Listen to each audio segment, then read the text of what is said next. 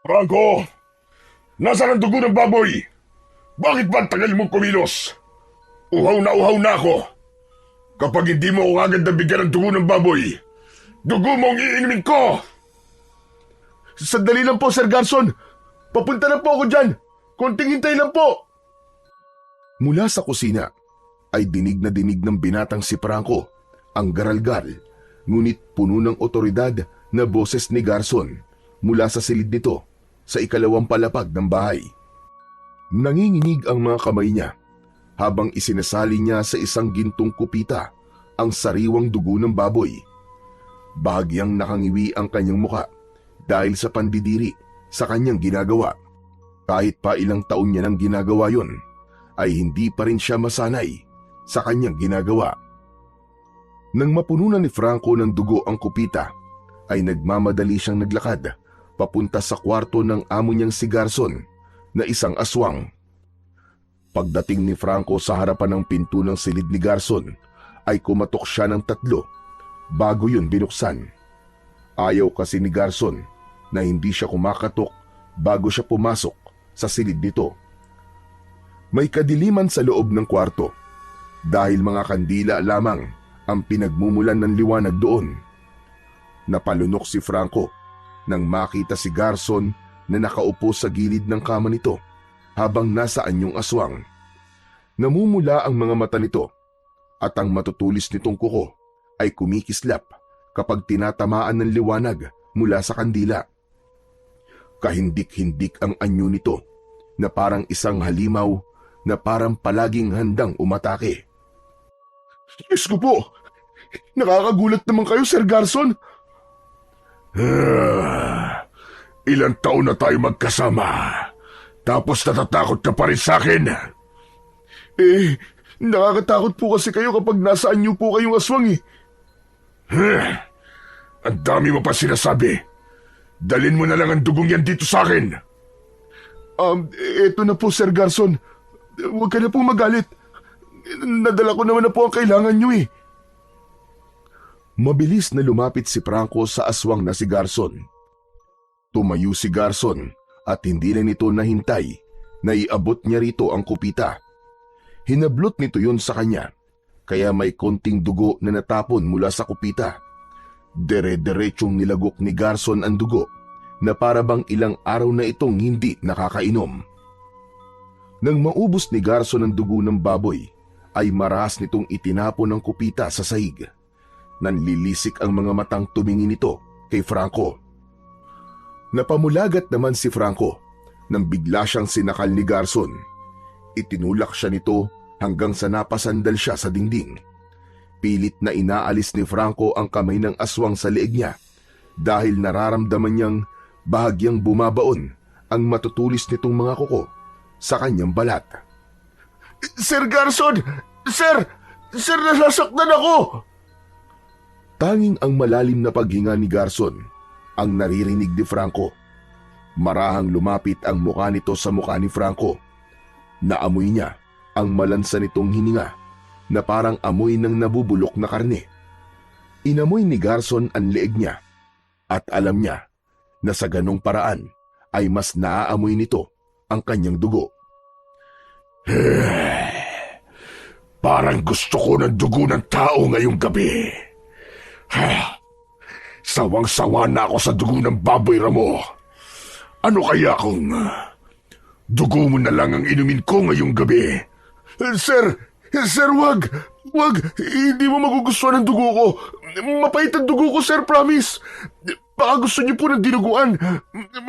Mas malasa po yung kaysa sa dugo ko. Tama ka. Bakit nga naman ako iinom ng dugo ng isang alipin na kagaya mo? Matapos yun, ay marahas na binitiwan ni Garson ang leeg ni Franco. Nanghihinang napaupo naman si Franco sa sahig habang umuubo at habol ang kanyang paghinga. Sige na, lumabas ka na, Franco. Labas! Opo, lalabas na po, sir. Mabilis na lumabas si Franco ng silid ng kanyang amo at halos madapa pa siya sa pagmamadali. Nang makalabas na siya, ay agad niyang isinarado ang pinto at sumandal siya roon. Isang malalim na paghinga ang kanyang pinakawalan. Hindi yun ang unang beses na nangyari yun. Pero sa tuwing nagkakaganon si Garson, mas lumilinaw sa kanya ang isang bagay. Hindi niya kayang manatili roon. Kailangan niya nang umalis doon dahil baka dumating ang araw na totohanin na ni Garson ang pagpatay nito sa kanya. Sa gitna ng isang malawak at madilim na kagubatan, nakatayo ang 2 palapag na bahay ng aswang na si Garson. Sa bahay na yon nagkaisip at lumaki si Franco. Ang tanging alam niya ay sa buong buhay niya ay isa lang siyang alalay ni Garson. Isang utusan, isang alipin. Ang totoo ay hindi niya maalala kung ano ang itsura ng kanyang ina at ama o kung meron siyang kapatid. Ang tanging alam lang niya ay simula nang magkaisip siya ay nagsisilbi na siya kay Garson. Maraming beses niya nang tinangkang itanong kay Garson ang tungkol sa kanyang pagkabata, pero palaging tikom ang bibig nito. Ngunit isang gabi, kahit alam ni Franco na hindi sasagot si Garson sa kanya, ay nagtanong pa rin siya. Nasa komedor noon si Garson at mag-isang kumakain. Nakatayo si Franco sa gilid ng mahabang lamesa at naghihintay lamang ng utos ng kanyang among aswang. Sir Garson, meron po sana akong itatanong sa inyo. Hindi ba sabi ko, kapag kumakain ako, ay bawal akong kausapin? Pasensya na po, sir. Pero, sir, gusto ko lang po kasing malaman kung paano po ako napunta rito. Kung bakit po ako nandito sa inyo. Napangisi si Garson. Ipinatong nito ang baso sa mesa at tumingin kay Franco. Matagal mo nang gustong malaman ang sagot sa tanong mo na yan, hindi ba? Opo, sir. Sige. Sasabihin ko na sa iyo ang katotohanan. Bininta ka sa akin ng mga magulang mo nung sanggol ka pa lamang. Matagal nang may utang ang pamilya mo sa akin at ikaw ang ginawa nilang pambayad kesa sa patayin ko sila. Pero dahil habang buhay kang magsisilbi sa akin, bukod sa burado ng utang nila sa akin, ay binigyan ko rin sila ng malaking halaga ng pera. Alam mo ba, natuwang-tuwa ang nanay at tatay mo sa perang yon? Nag-init ang mata ni Franco. Hindi niya alam kung dapat ba siyang maniwala kay Garson, pero wala siyang makitang dahilan para magsinungaling ito sa kanya.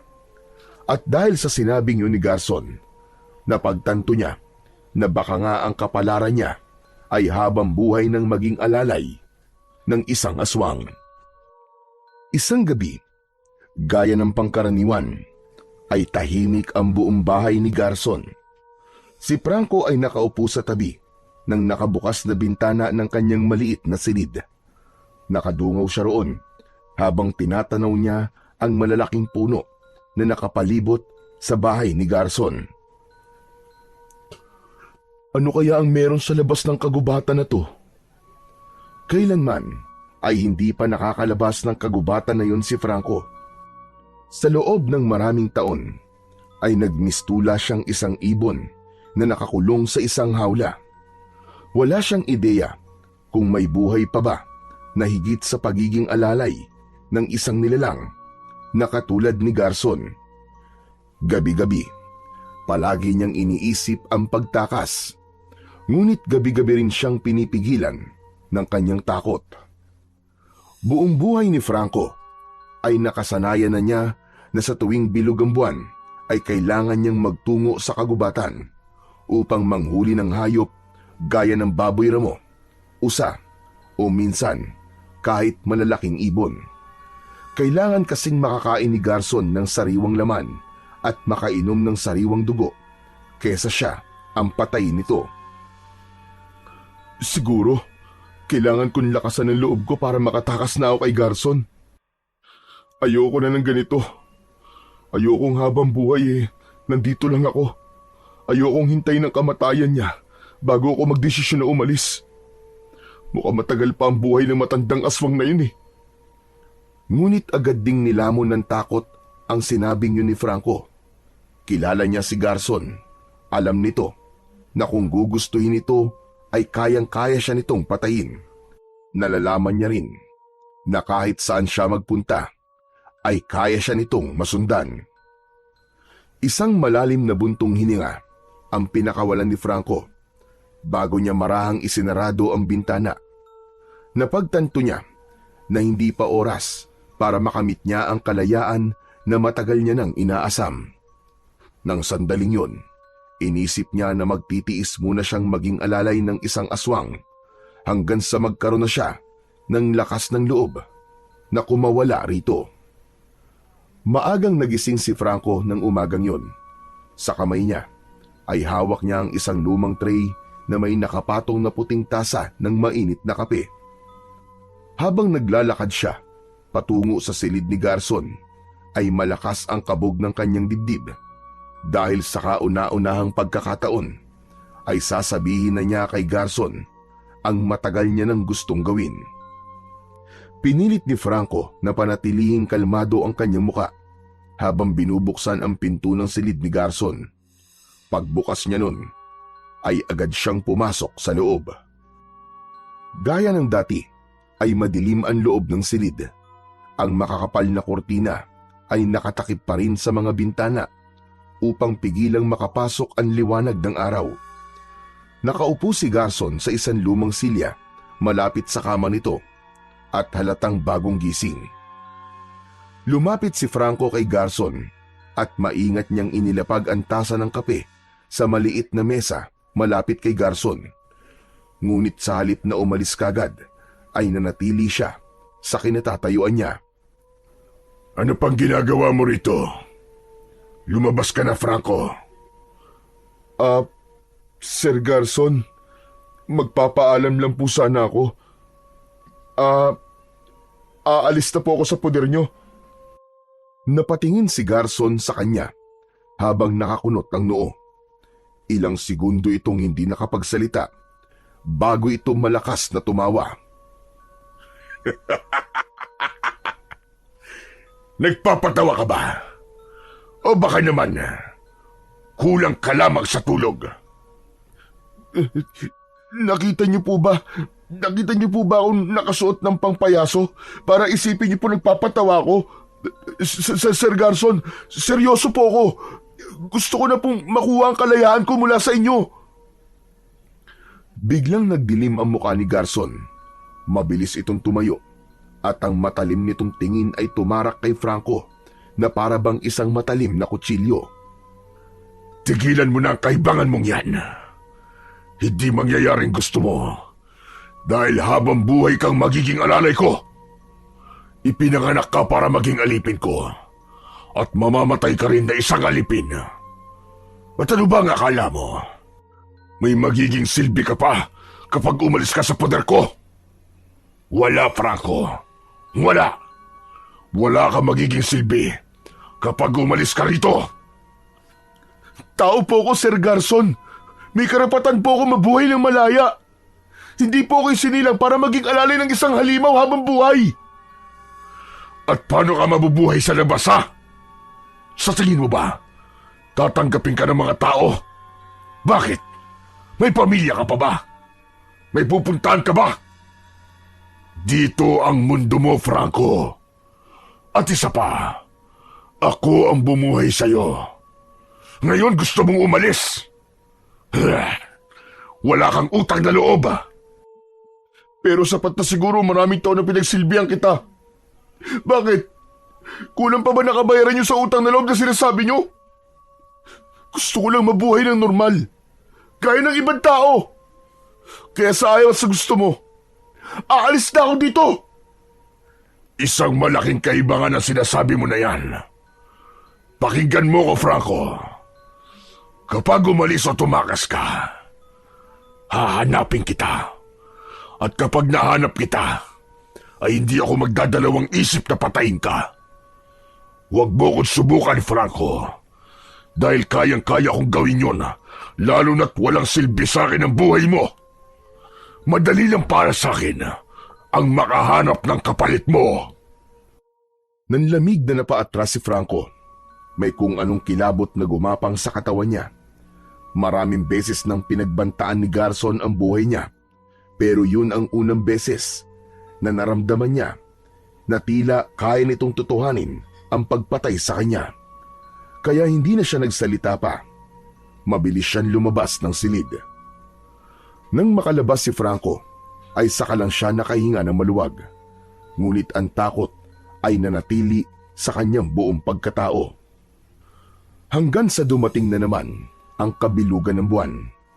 Nagtungo na nga si Franco sa kwarto ni Garson habang may dala siyang itak, pana at mga palaso na gagamitin niya sa pangangaso.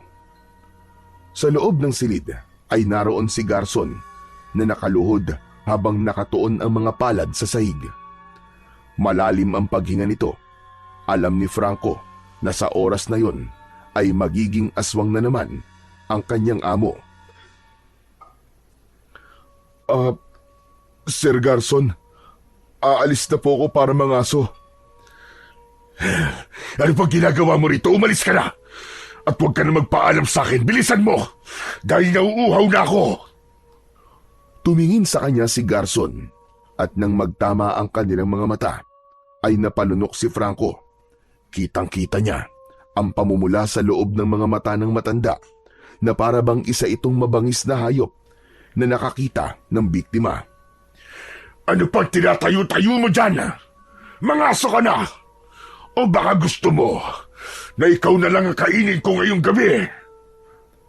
Hindi na nagdalawang isip pa si Franco. Mabilis siyang tumalikod at lumabas ng silid. Pagdating niya sa labas, ay agad siyang naglakad patungo sa kagubatan. Habang naglalakad sa masukal na bahagi ng gubat, ay napansin niyang tila kakaiba ang paligid. Karaniwan, kapag ganung oras ay naririnig niya ang mga kaluskos ng mga maliliit na hayop, ang pagaspas ng mga ibon, o ang ungol ng malalayong mababangis na hayop. Pero ng gabing yon ay wala ang mga yon. Masyadong tahimik ang kagubatan. Nagpatuloy sa paglalakad si Franco upang maghanap ng hayop na mahuhuli para kay Garson. At sa kanyang paglalakad ay napansin niyang hindi na pamilyar ang dinadaanan niya. Mas makapal ang mga puno doon at tila mas madilim ang bahaging yun ng kagubatan. Hindi niya alam kung naliligaw siya o kung sadyang napadpad lang siya sa isang bahagi ng kagubatan na hindi niya pa nararating. Nagsimula nang bumilis ang tibok ng kanyang puso. Maya-maya pa, may narinig siyang kaluskos sa hindi kalayuan. Napahinto siya at agad na hinawakan ang kanyang pana at dahan-dahang lumapit sa pinagmumula ng tunog. Sa gitna ng isang hawas na bahagi ng kagubatan, ay nakita niya ang isang may kalakihang baboy ramo. Napangiti si Franco. Sa wakas, nakakita rin siya ng hayop na madadala niya para sa amo niyang aswang na si Garson. Mabilis, ngunit maingat niyang inihanda ang kanyang pana. Itinaas niya yon at itinutok ang palaso sa kanyang target. Nang pakawalan niya ang palaso, ay dumiretso yun sa likod ng baboy ramo. Umigik ito at nagtatatakbo ng walang direksyon, pero hindi nagtagal ay bumagsak din ito sa malamig na lupa. Makalipas ang ilang sandali, ay binaybay na ni Franco ang daan pabalik sa bahay ni Garson. Nakasampay sa balikat niya ang may kabigatan na baboy ramo. Ngunit sa kalagitnaan ng kanyang paglalakad, ay isang mahinang ungol ang narinig niya. Sa uri ng ungol na yon, ay para bang may isang tao na nahihirapang huminga. Napahinto si Franco. Pinakinggan niya ng mabuti ang ungol upang malaman niya kung saan yun nanggagaling. Sandali niyang ibinaba ang baboy ramo at luminga siya sa paligid. Kagad siyang nagtungo sa pinagmumulan ng ingay. Hindi nagtagal ay isang matandang babae na nakasandal sa isang malaking puno ang kanyang nakita. Mahaba ang buhok nito na puro puti na at kulubot na ang balat nito. Bakas sa mukha ng matandang babae ang matinding panghihina. Nanlaki ang mga mata ni Franco. Buong buhay niya ay hindi pa siya nakakakita ng ibang tao, kaya para sa kanya ay pambihira ang tagpong yun. Mabilis niyang nilapitan ang matandang babae upang alamin ang nangyayari rito. Ayos lang po ba kayo? Sa tingin mo ba, ay mukhang ayos lang ako. Halos isang araw na akong naglalakad sa gubat na ito. Gutom na ako iyo. At uhaw na ako. Saglit na natahimik si Franco. Nais niya sana itong dalhin sa bahay ni Garson upang pakainin, pero naisip niya na baka ito pa ang maging pagkain ng amo niyang aswang. Pero bakit po kayo naglalakad mag-isa sa gubat? Nangyaring papunta kasi ako sa baryo sa labas ng kagubatang ito. Kailangan kong puntahan doon ang aking apo na makakanak na. Ano? Baryo? May baryo po sa labas ng gubat? Abay, siyempre naman. Hindi mo ba alam yun? Hindi nakasagot si Franco. Nakatira siya sa mansyon ni Garson sa loob ng gubat sa buong buhay niya. Ni minsan ay hindi siya umalis doon dahil ang gubat na ang kanyang mundo. Agad na kinuha ni Franco ang bote ng tubig na nakasabit sa kanyang bewang. Inabot niya yon sa matandang babae na agad naman itong kinuha. Pasensya na po kayo ha. Iyan lang po kasi ang meron ako eh. Mabilis na inubos ng matandang babae ang tubig na inabot ni Franco. Dumighay pa ito pagkatapos. Matapos yon, ay marahang inilagay ng matandang babae ang isang kamay nito sa dibdib ni Franco, sa tapat mismo ng kanyang puso. Tutoy, busilak ang iyong puso. Huwag mong labanan ang sinasabi ng iyong puso dahil ito ang magtuturo sa iyo ng katotohanan. Ha? Ano pong ibig niyong sabihin? Ngunit bago pa makasagot ang matanda, ay isang makapanindig balahibong sigaw ang pumunit sa katahimikan ng gabi. Sigaw yun ni Garson at alam ni Franco na sa oras na yun ay tuluyan ng naging aswang ang kanyang amo. Ibig sabihin ay kailangan na nitong makainom ng sariwang dugo at makakain ng laman. Napalingon si Franco sa direksyon ng bahay ni Garson. Naramdaman niya ang kaba sa kanyang dibdib. Ngunit nang humarap siya sa matandang babae, ay napatayo siya dahil wala na ito roon. Imposibleng nawala yon nang hindi man lang niya naramdaman. Wala na yung matanda. Ang bilis. Multo yata ang matandang yun eh. Diyos ko po, makaalis na nga dito. Napuno ng takot si Franco. Mabilis niyang dinampot ang baboy ramo at walang lingon likod na tumakbo pabalik sa bahay ni Garson. Kinaumagahan, habang kumakain ng almusal si Garson, ay tulalang nakatayo si Franco sa gilid ng lamesa. Paulit-ulit na bumalik sa kanyang isipan ang matandang babaeng nakita niya kagabi sa gubat. Hindi niya makalimutan ang sinabi nito na merong baryo sa labas ng kagubatan. Franco! Naputol ang pag-iisip ni Franco sa saglit na pagtawag ni Garson.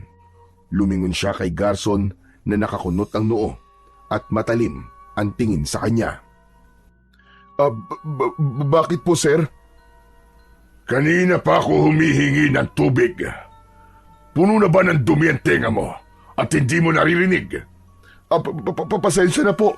May iniisip lang po ako. Agad na kinuha ni Franco ang pitsyel at sinalina ng tubig ang baso ni Garson. Medyo nanginginig pa ang kanyang kamay habang ginagawa yun. Kinuha ni Garson ang baso at agad na uminom. Saglit itong natahimik bago muling tinitigan si Franco. Iniisip mo pa rin ba ang kagustuhan mong umalis dito? Hindi po, sir. Hindi kita pipigilan. Pero sa oras na lumabas ka sa kagubatan na ito, ay papatayin kita. Nagtagpo ang kanilang mga mata. Walang bahid ng pagbibiro sa boses ni Garson. Alam niyang hindi lamang yun isang pagbabanta, dahil kaya talaga siyang patayin ni Garson, lalo na kung nasaan yung aswang ito. Hindi na lang nagsalita si Franco, pero sa loob-loob niya ay mas lalong lumakas ang kagustuhan niyang umalis na sa poder ni Garson. Lalo na at alam niya na merong baryo sa labas ng kagubatan na maaari niyang mapuntahan. Ngunit ang isa pang hindi maalis sa isip niya ay kung ano ang matanda na nakita niya kagabi. Sir Garson, may tanong lang po sana ako sa inyo eh. Totoo po ba na may multo? Ano na naman bang kabaliwan yan, Franco? Wala naman po, sir. Gusto ko lang po malaman kung totoo po ba ang multo. Franco, kung ang aswang nga ay totoo, multo pa kaya? Natigilan si Franco. Doon niya napagtanto na may posibilidad talaga na isang multo ang kanyang nakita. Naisip niya rin na baka nais siyang tulungan ng multong yon, kaya sinabi nito ang tungkol sa baryo sa labas ng kagubatan. Lumipas ang ilang araw, ngunit hindi na nawala sa isip ni Franco ang baryo sa labas ng kagubatan. Sa lahat ng gawain niya ay palagi niya yung naiisip. At tuwing gabi, habang nakahiga siya sa kanyang silid, ay hindi agad siya nakakatulog dahil pinaplano niya ang magiging hakbang niya sa kanyang pagtakas. Buo na ang loob ni Franco. Gusto niya nang mabuhay ng malaya kasama ang mga taong kagaya niya. Matyagang naghintay si Franco sa pagdating ng kabilugan ng buwan. Sa bawat lumilipas na araw, ay lalong lumalakas ang kanyang determinasyon na umalis. Matagal niya nang inihanda ang kanyang bag na may lamang ilang piraso ng damit. At nang dumating na nga ang gabing pinakahihintay niya, ay hindi na siya nagpatalo sa kaba at takot. Inisip niya na yun na ang tamang pagkakataon para makuha ang kalayaan na alam niyang nararapat para sa kanya.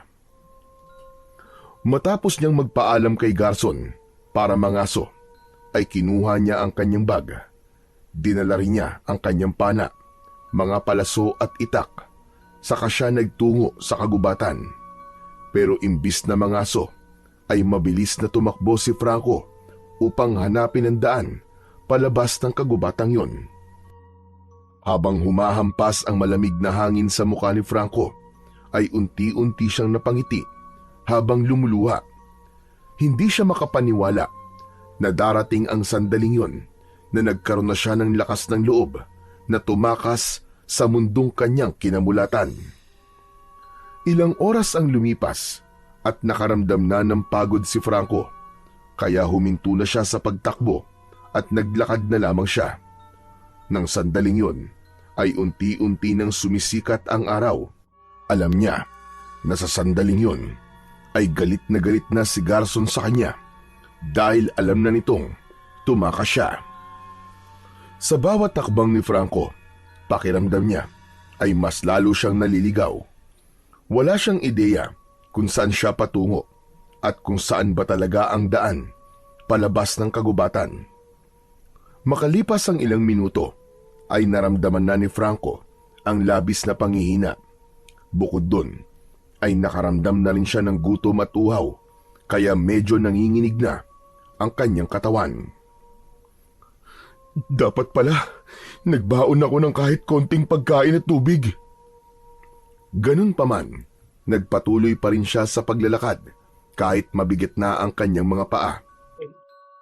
Hanggang sa hindi inaasahang nakita niya ang matandang babae na nakita niya noon sa gubat. Nakatayo yun sa unahan niya na para bang hinihintay siya. Kinusot-kusot ni Franco ang kanyang mga mata dahil baka namamalikmata lamang siya, pero nanatili roon ang matandang babae. Nagmamadaling nilapitan ni Franco ang matandang babae. Pinakatitigan niya ito upang masiguro na hindi yon isang multo. Naku, salamat at nakita ko kayo rito. Akala ko multo kayo eh. Ngumiti lang ang matanda at tinitigan siya ng makahulugan. Pwede niyo ba akong tulungan? Saan ba ang daan palabas ng gubat na to? Gusto kong makarating sa baryo na sinabi niyo sa akin noon eh. Tulungan niyo naman ako. Hindi ba tinulungan niyo ako noon? Umadin. Pero hindi ko rin alam ang daan papunta sa baryong sinabi ko sa'yo. Ha? Paano hindi niyo alam? Akala ko ba papunta kayo sa baryo na yun nung una ko kayong nakita?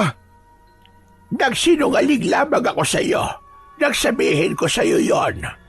Ang totoo kasi ay sa kagubatan din ako nakatira. Bago pa makapagsalita si Franco, ay biglang nagbago ang anyo ng matandang babae. Binalot ito ng nakakasilaw na liwanag at sa isang iglap ay nawala ang kulubot nitong balat. Naging itim ang puti nitong buhok at ang kasuotan nito ay nagbago rin na para bang isa itong diyosa. Napakaganda nito at tila nagliliwanag ang mukha nito na sobrang amo. Labis naman na nagimbal at natakot si Franco sa kanyang nakita. Isang malakas na sigaw ang kumawala sa kanyang lalamunan. Agad siyang tumalikod para tumakbo palayo sa babae. Ngunit hindi pa siya nakakalayo nang biglang lumitaw ang babae sa kanyang harapan. Napaatras siya sa labis na gulat. Nawalan siya ng balanse at bumagsak siya sa lupa. Wag! Wag ka lalapit! Maligno ka! Maligno? Sa itsura kong ito, ay iniisip mo na isa akong maligno? Franco, wala kang dapat ikatakot sa akin. Wala akong balak na saktan ka o gawan ka ng masama. Teka. Paano mo nalaman ang pangalan ko? Sino ka ba talaga? Lumapit ng bahagya ang babae at ngumiti. Ako si Dalisay at isa akong diwata na naninirahan sa kagubatan ito. Narito ako upang magbigay ng tulong sa iyo, Franco. Ano ka mo? Tulong? Anong klaseng tulong? Inilahad ni Dalisay ang kamay nito at mula sa palad nito ay lumitaw ang isang kwintas na may palawit na maliit na pahabang bato. Kulay berde yun at kumikislap yun dahil sa tama ng sinag ng araw. Teka, ano yan? Paano naman ako matutulungan ng isang kwintas? Hindi ito isang simpleng kwintas lamang, Franco. Ito ay isang makapangyarihang mutya na nagmula pa sa kagubatan ito. Nais ko itong ipagkaloob sa iyo bilang gantimpala sa kabutihan na ginawa mo sa akin noon. At ano naman gagawin ko dyan? Kung nais mong makalabas dito sa kagubatan, ay maaari mo itong maging gabay. Basta't suot mo ito, mararamdaman mo ang pagpapala ng mutya. Ito ang magtuturo sa iyo ng tamang daan palabas. Teka, totoo ba yan? Baka naman nililinlang mo lang ako ha? Bakit hindi mo nilang subukan, Franco? Kunin mo ito at iyong isuot. Marahang tumayo si Franco at nag-aalangan man ay kinuha pa rin niya ang kwintas mula sa diwata. Malamig ang mutya, ngunit agad niyang naramdaman ang kakaibang enerhiyang dumaloy sa kanyang katawan nang hawakan niya ito. May ibang kapangyarihan pa ba ang mutyang ito? Meron pa, Franco. Ikaw na ang bahalang tumuklas doon. Naniniwala ako sa kakayahan mo at alam ko na hindi ako nagkamali na ipinagkaloob ko yan sa'yo. Ingatan mo yan at huwag mong hahayaan na mapunta yan sa maling kamay. Matapos yun ay biglang humangin ng malakas. Tila naging alikabok si Dalisay at tinangay ito ng hangin hanggang sa tuluyan itong nawala sa paningin ni Franco. Labis na nagulat si Franco sa bilis ng kakayahan ni Dalisay na maglaho. Ngunit dahil doon ay nasagot na rin ang kanyang tanong kung bakit bigla itong nawala nung unang beses silang nagkita. Napabuntong hininga si Franco at tinignan ang kwintas sa kanyang palad. Isinuot niya yon sa kanyang leeg. Umasa siya na sa pamamagitan nun ay makakalabas na siya ng tuluyan sa kagubatang yon. Napansin ni Franco na simula nang isuot niya ang mutya na ibinigay ni Dalisay ay naging magaan ang pakiramdam niya sa paglalakad. Pakiramdam niya ay may sariling isip ang paa niya at iginigiya siya nun sa tamang daan palabas sa kagubatang yon. Napagtanto niya na totoo nga ang kapangyarihan ng naturang mutya. Alam ni Franco na sa sandaling yon ay malayo na siya kay Garzon. Sa unang pagkakataon sa buong buhay niya ay nadama niya ang tunay na kalayaan. Ngunit sa gitna ng kanyang paglalakad ay natapakan niya ang isang parte ng lupa na natatakpan ng makapal na mga tuyong dahon. Isang hukay pala ang naroon at wala na siyang nagawa kundi ang mapasigaw nang mahulog siya roon. Bumulusok siya pa ibaba at nang bumagsak siya sa hukay na halos kasintaas ng isang tao, ay malakas na humampas ang likod ng ulo niya sa isang bato. Tatayo sana si Franco, ngunit nanlabo ang paningin niya. Hindi na niya nagawang makatayo ng tuluyan nang nilamon ng kadiliman ang paligid niya. Nang bumalik ang malay ni Franco, ay agad niyang naramdaman ang init ng araw sa kanyang balat. Tila lumulutang ang kanyang diwa sa pagitan ng panaginip at realidad. Nang imulat ni Franco ang kanyang mga mata, ay hindi muna siya gumalaw at pinakiramdaman niya ang kanyang sarili. Maya-maya pa ay inangat niya ang kanyang kamay at hinaplos ang likod ng kanyang ulo. Napangiwi siya nang may naramdaman siyang sakit doon. Huminga siya ng malalim at sinubukang bumangon. Ngunit nang subukan niyang igalaw ang kanyang katawan, ay napagtanto niyang wala siyang sapat na lakas para umalis sa hukay. Luminga siya sa paligid ng hukay upang maghanap ng kahit na anong maaaring makatulong sa kanya. Nanlumo siya nang mapagtanto na makakaalis lamang siya ron kung pipilitin niyang umakyat ng mag-isa o kung merong ibang tutulong sa kanya. Tulong! Tulungan niyo ako! Paulit-ulit na sumigaw si Franco kahit wala pang kasiguraduhan na may makakarinig sa kanya. Makalipas ang ilang minutong pagsigaw, ay bahagyang nabuhayan ng loob si Franco nang makarinig siya ng mga yabag. Palakas yun ng palakas at ramdam niya na papunta yun sa kanyang kinaroroonan. Hanggang sa isang lalaki ang biglang sumilip mula sa itaas ng hukay. Matangkad ito at may matipunong pangangatawan. Nang makita siya ng lalaki, ay napakunot ang noo nito. Anong ginagawa mo dyan? Baka naman pwedeng tulungan mo muna ako bago ka magtanong. Kailangan ko makaalis dito eh. Parang awa mo na. Tulungan mo ako. Hindi na nag-atubili pa ang lalaki. Inabot nito ang kamay ni Franco. Kahit mahina pa ang kanyang katawan, ay pilit na tumayo si Franco para abutin ang kamay ng lalaki. Nang mahawakan nito ang kamay niya, ay saka siya nito hinila palabas ng hukay. Matapos makaalis sa hukay, ay napaupo si Franco sa lupa habang habol ang kanyang paghinga. Salamat. Kung hindi ka dumating, baka hanggang ngayon nandyan pa rin ako sa loob ng hukay. Walang anuman. Paano ka ba napunta sa hukay na yan? Naglalakad lang ako Tapos, bigla na lang ako nahulog. Ganun ba? May mga patibong kasi dito sa kagubatan. Ginagamit yan ng mga ilang tao para manghuli ng hayop. Malas mo lang at ikaw ang nahulog. Hindi na nagsalita si Franco. Tinignan niya ang mga gamit niya at nasa kanya pa rin naman ang bag at ang pana at palaso. Ang itak naman ay nakasabit pa rin sa bewang niya. Sa tingin ko hindi mo kaya maglakad pa.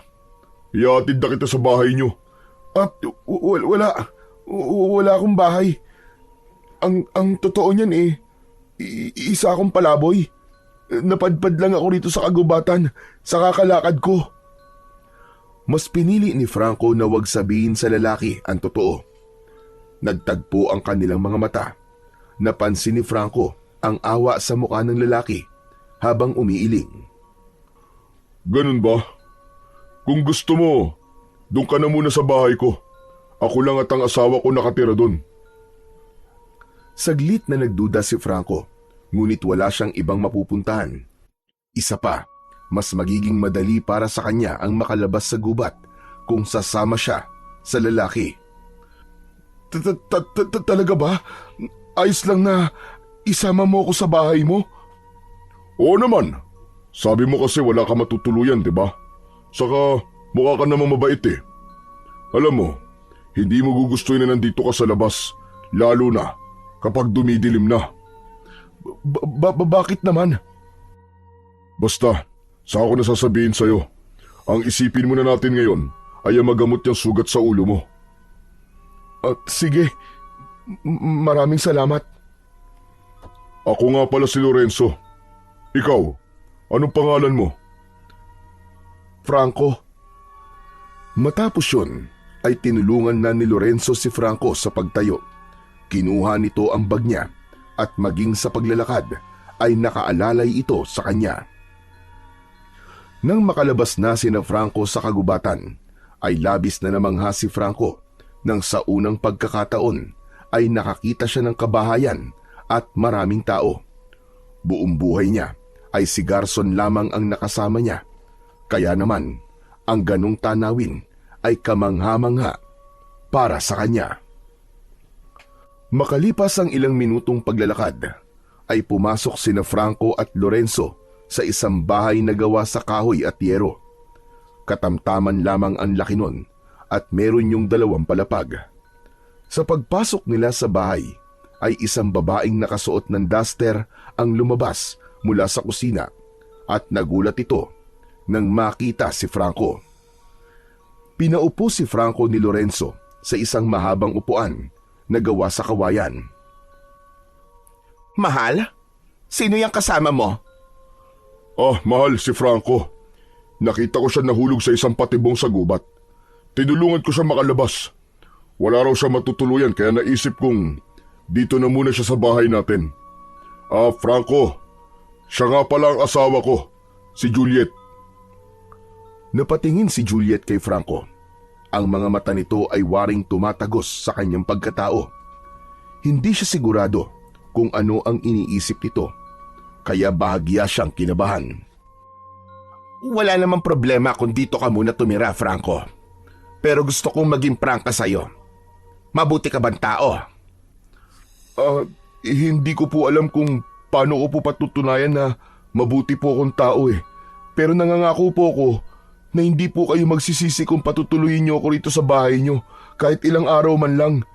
Pwede niyo po akong utusan ng kahit na ano. Panandali ang katahimikan ang bumalot sa kanila bago tumango si Juliet. O sige, dito ka muna. Aba, mukhang may sugat ka pala. Meron nga, mahal, sa likod ng ulo niya. Lumapit si Juliet kay Franco at tinignan ang ulo nito. May sugat ka nga sa ulo. Kailangan malinisan at malagyan niya ng gamot at baka maimpeksyon. Maraming salamat po. Agad kumuha ng panlinis ng sugat at gamot si Juliet. Nilinis muna nito ang sugat niya at habang ginagawa yun ni Franco, ay hindi niya maiwasang mapangiwi dahil sa sakit. Hanggang sa sandaling yon, ay hindi pa rin siya makapaniwala sa dami ng nangyayari sa buhay niya simula kagabi. Sa mga lumipas na araw, ay halos hindi umiimik si Franco. Kahit malayo na siya kay Garson, pakiramdam niya ay nakakulong pa rin siya dahil sa mga alaala ng kanyang nakaraan. Pinoproseso pa rin niya ang lahat ng nangyari. Ang pagtakas niya kay Garson, ang pagkaligaw niya sa kagubatan, ang pagkikita nila ng diwatang si Dalisay at ang pagkakaroon niya ng pagkakataong makalabas sa mundo kung saan siya nabuhay bilang isang alipin. May sarili siyang silid sa bahay ni na Lorenzo, pero kahit may maayos siyang higaan, ay hindi pa rin siya nakakatulog ng maayos tuwing gabi. May takot siyang baka gawin ni Garson ang banta nito na hahanapin siya at papatayin sa oras na umalis siya sa poder nito. Bawat kaluskos ay nagbibigay sa kanya ng takot at pangamba. Ganun pa man, kung may bagay na ipinagpapasalamat si Franco, yun ay ang magandang pagtrato ni na Lorenzo at Juliet sa kanya. Hindi siya pinilit na mga ito na magkwento sa kanyang nakaraan dahil tila ramdam ng dalawa ang hindi magandang pinagdaanan niya. Isang umaga, naisipan ni Franco na gumamit ng banyo at napansin niyang walang laman na tubig ang drum na naroon. Agad niyang naisip na kailangan mag-igib siya sa poso sa likod ng bahay. Sanay siya sa ganung gawain. Yun kasi ang kinasanayan niyang buhay sa bahay ni Garson, ang magtrabaho, ang magpakahirap at hindi umasa sa iba. Dala ang 2 timba ay nagtungo si Franco sa poso sa likod ng bahay. Habang pinupuno niya ang timba, ay lumapit si Lorenzo sa kanya at pinigilan siya. Franco, anong ginagawa mo? Mag-iigib lang ako ng tubig. Wala nang laman yung drum sa banyo eh. Ano ka ba? Hindi mo na kailangan gawin yan.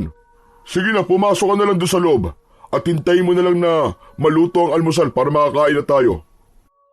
Hindi, ayos lang. Kahit maging alipin niyo ako okay lang yun. Kahit sa ganitong paraan man lang makabayad ako sa kabutihan niyo sa akin at sa pagpapatira niyo sa akin sa bahay niyo. Franco, hindi ka namin pinatuloy dito para gawing alipin.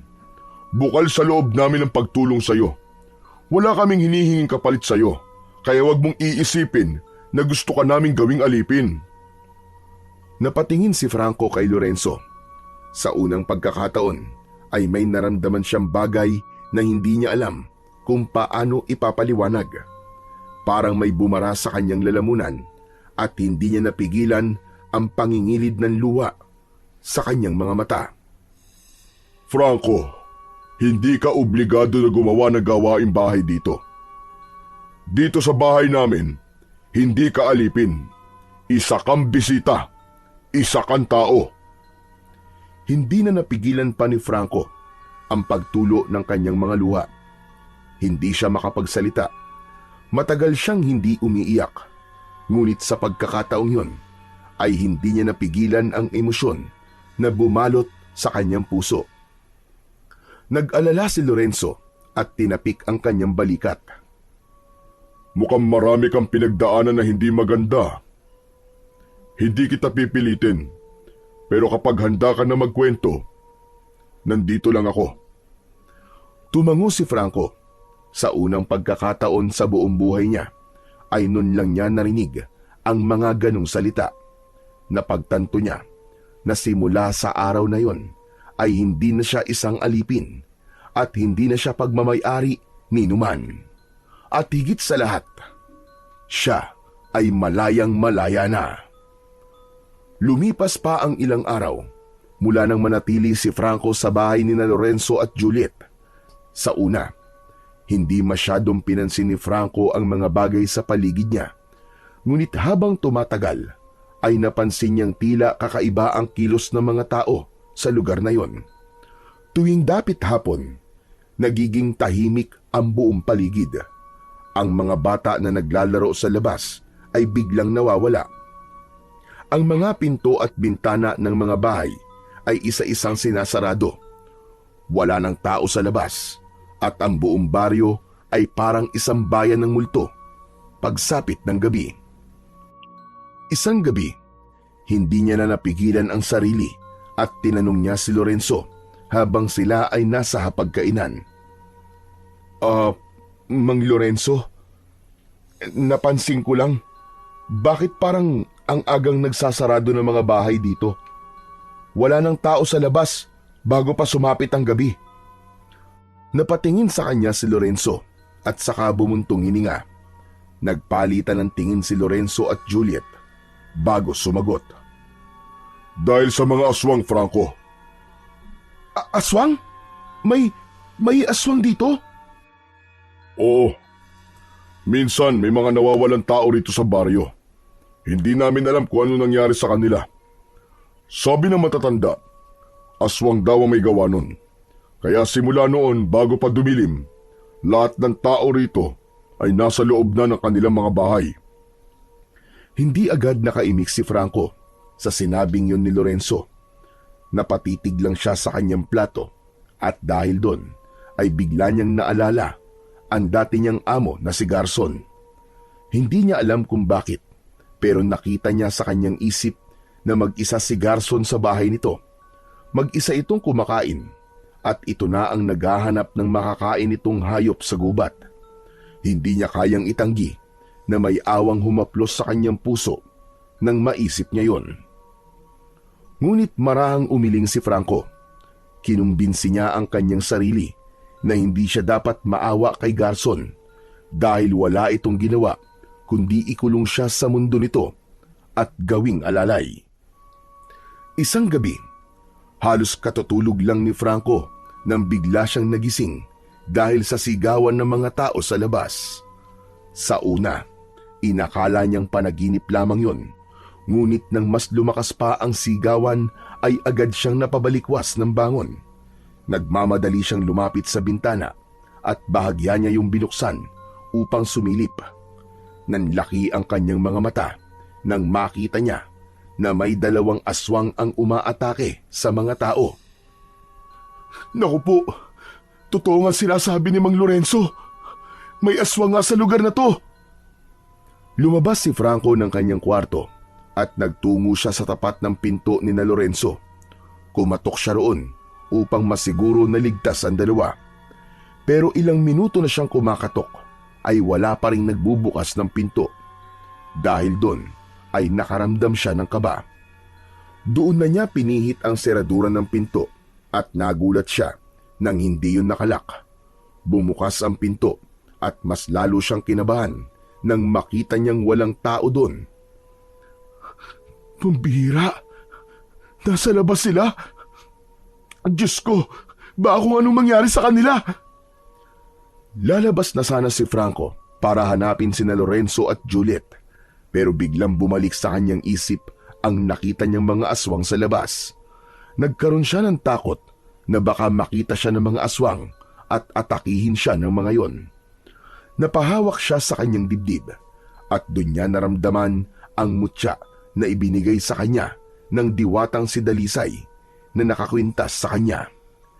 Biglang may mainit na enerhiyang dumaloy sa kanyang katawan. Matapos yun ay nawala ang takot na kanyang nararamdaman. Hanggang sa naalala niya ang sinabi ni Dalisay na kailangan niyang matuklasan kung saan pa niya maaaring gamitin ang mutya. Hindi kaya ang kapangyarihan at lakas na nararamdaman ko ay isang indikasyon na kaya rin akong bigyan ito ng kakayahan na makipaglaban sa mga aswang? Naikuyom ni Franco ang kanyang mga kamay. Hindi niya alam kung paano gamitin ang mutya, pero isa lang ang tiyak niya. Hindi siya pwedeng manatili na lang sa loob ng bahay habang maaaring nasa panganib sina Lorenzo at Juliet. Huminga ng malalim si Franco at naglakad siya palabas ng bahay. Pagdating niya sa labas ay luminga siya at umasang makikita sina Lorenzo at Juliet. Mang Lorenzo! Aling Juliet! Nasaan kayo? Walang sumagot kay Franco. Inikot niya ang paligid ng bahay pero hindi pa rin niya nakita ang mag-asawa. Hanggang sa natigilan si Franco nang makarinig siya ng sigaw ng isang batang babae. Umiiyak yon at humihingi ng tulong. Bumalik siya sa harapan ng bahay at nakita niya ang isang aswang na tumatakbo palayo at may bitbit yung isang batang babae na umiiyak at nagpupumiglas mula sa mga bisig ng aswang. Hindi na nagdalawang isip si Franco. Parang kusang kumilos ang kanyang katawan. At hindi niya na napansin na mabilis na niyang hinahabol ang aswang. Pakiramdam niya ay may dumadaloy na kakaibang lakas sa kanyang mga paa, dahilan para mas bumilis ang kanyang galaw. Nang maunahan na ni Franco ang aswang, ay humarang siya sa unahan nito. Napahinto naman ang aswang at nagulat nang makita si Franco. Bitiwan mo ang bata! At kung hindi ko ito bitiwan, Mapipilitan akong gumamit ng dahas! ikaw, lalaban sa akin. Huwag ka magpatawa. Akala mo ba ay kaya mo ko? Mahina ka! Laking gulat ni Franco nang mula sa likuran niya ay sinunggaban siya ng isa pang aswang. Sumampa ito sa likod niya at napasigaw siya nang bumaon ang matutulis nitong mga ngipin sa batok niya. Agad niyang hinawakan ng ulo ng aswang na nasa likod niya at nang maalis ang pagkakakagat nun sa kanya ay inangat niya ito at ibinalibag sa lupa. Malakas na umungol ang aswang at hindi agad ito nakatayo. Nagalit ang aswang na may hawak sa bata. Maras nitong binitiwan ng bata at sumugod yun sa kanya. Sinalubong naman ni Franco ang aswang at malakas niya itong sinuntok sa sikmura. Nang hina ang aswang, napaluhod ito habang hawak ang tiyan. Lumapit dito ang isa pang aswang at tinulungan itong tumayo. Akala ni Franco ay aatake pa ang dalawa, pero biglang tumakbo ang mga yon papalayo. Hindi na hinabol pa ni Franco ang mga aswang at dumapit siya sa batang babae na umiiyak. Nanginginig pa rin yun dahil sa labis na takot. Huwag kang mag-alala. Ligtas ka na. Halika, ihahatid kita sa bahay niyo. Mahigpit siyang hinawakan ng bata sa kamay na parang ayaw na nitong bumitaw. Sinundan niya ang batang babae hanggang sa naiuwi niya na ito sa bahay nito. Iyak nang iyak ang nanay ng bata habang nagpapasalamat kay Franco. May kung anong kasiyahan na naramdaman si Franco ng sandaling yon. Hindi niya inakala na ganun pala ang pakiramdam kapag nakakatulong sa kapwa niya. Nang masiguro ni Franco na hindi na babalik ang mga aswang, ay saka siya nagdesisyon na bumalik sa bahay ni Lorenzo. Pagpasok niya sa bahay, ay agad siyang sinalubong ni Lorenzo na may bakas ng pag-aalala sa muka. Salamat naman at ligtas ka. Kanina ka pa namin hinahanap, Franco. Ako nga rin nag-aalala sa inyo eh. Saan ba kayo nagpunta kanina? Pagbukas ko kasi ng pinto ng kwarto nyo, wala kayo. Nagpahangil lang kami sa labas. Hindi namin inakala na may aatake palang mga aswang. Hindi na kami kagad nakabalik dahil sa takot. Si Aling Juliet, nasan siya? Nasa loob na ng kwarto, nagpapahinga. Medyo nahilo siya sa takot kanina eh. Tumango si Franco, saka bumuntong hininga. Para siyang nabunutan ng tinik sa lalamunan nang masiguro niyang ayos lang sina Lorenzo at Juliet. Ikaw, Franco, saan ka ba galing? Lumabas nga ako para hanapin kayo. Akala ko kasi kung ano na nangyari sa inyo eh. Tapos nung hinahanap ko kayo, may nakita naman akong isang bata na tinatangi ng aswang, kaya tinulungan ko. Franco, alam ko mabuti ang puso mo. Pero hindi mo dapat ginawa yun. Paano kung ikaw naman ang mapahamak? Napayuko si Franco. Alam niyang may punto si Lorenzo. Pero hindi niya kayang baliwalain ang nakita niya kanina. Bago pa siya makasagot, ay napakunot ang noo ni Lorenzo. Lumapit ito sa kanya at maingat na hinawakan ang kanyang balikat. May sugat ka sa batok. Dahil ba yan sa aswang? Oo. Kinagat ako ng isang aswang kanina. Pero sa tingin ko naman hindi malalim ang pagkakakagat niya sa akin. Malalim o hindi, kailangan pa rin magamot yan. Dito ka lang at kukuha lang ako ng panlinis at gamot sa sugat. Nang umalis si Lorenzo sa harapan ni Franco, ay hindi niya napigilan ang mapangiti. Simula kasi nang mapunta siya kina Lorenzo, ay unti-unti niya nang naranasan ang mga magagandang bagay na alam niyang hindi niya mararanasan kung nanatili siya sa bahay ni Garson. At isa na sa mga bagay na yon ay ang pakiramdam na merong nag-aalala para sa kanya. Mula nang madiskubre ni Franco ang kapangyarihang taglay ng mutya, ay hindi na siya nagdalawang isip na gamitin yon upang protektahan ng mga tao sa lugar na yon. Tuwing gabi, habang ang lahat ay nakakulong sa kanilang mga bahay, ay tahimik naman siyang nagbabantay at laging handang lumaban sakaling may sumalakay na aswang. Sa bawat gabing lumilipas, mas lalo niyang nararamdaman ang lakas na ibinibigay sa kanya ng mutya, ang bilis ng kanyang galaw, ang lakas ng kanyang katawan, at ang tapang na hindi niya dating taglay. Alam niyang may malaking dahilan kung bakit ipinagkaloob sa kanya ng diwata ang mutya na yon. Yun ay dahil gusto nitong ipagtanggol niya ang mga taong nangangailangan ng tulong. Dahil sa kanyang mga ginagawa, ay mabilis na nakilala ang pangalan niya sa buong baryo. Marami ang humanga sa kanyang tapang, at kahit hindi pa niya lubusang ikinikwento kung paano siya napadpad sa lugar na yon, ay sapat na para sa mga tao ang kaalamang isa siyang tagapagtanggol laban sa mga halimaw na matagal nang nagpapahirap sa lugar na yon. Sa unang pagkakataon sa kanyang buhay, nakaramdam si Franco na pinapahalagahan siya hindi bilang isang alipin, kundi bilang isang mandirigma na handang ipaglaban ang mga taong walang kalaban-laban. Isang madaling araw, katatapos lang ni Franco na magronda, pero bigo siyang makaharap muli ang mga aswang.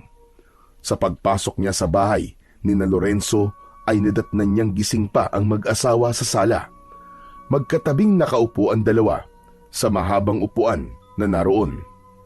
Napakunot ang noon ni Franco. "Bakit gising pa kayo? Anong oras na?" Hindi kami makatulog habang nasa labas ka, Franco. Ang hirap makatulog na alam naming inilalagay mo ang sarili mo sa kapahamakan. Huwag kayong mag-alala. Kaya ko naman ang sarili ko eh. Walang laban sa akin ng mga aswang na yon. Kumusta naman ang pagroronda mo? Hindi ko pa rin nakikita ulit ang mga aswang eh. Ilang gabi na ngang hindi sila nagpapakita. Pero hindi ako pwedeng maging kampante. Alam kong babalik sila ng mga oras. Franco, ang totoo ay may isang tanong na matagal na namin gustong magkaroon ng kasagutan. Paano ka natutong lumaban sa mga aswang? Biglang natigilan si Franco. Alam niyang darating ang oras na itatanong yun sa kanya ng mag-asawa. Pero hindi niya alam kung dapat na ba niyang sabihin sa mga ito ang tungkol sa kanyang mutya.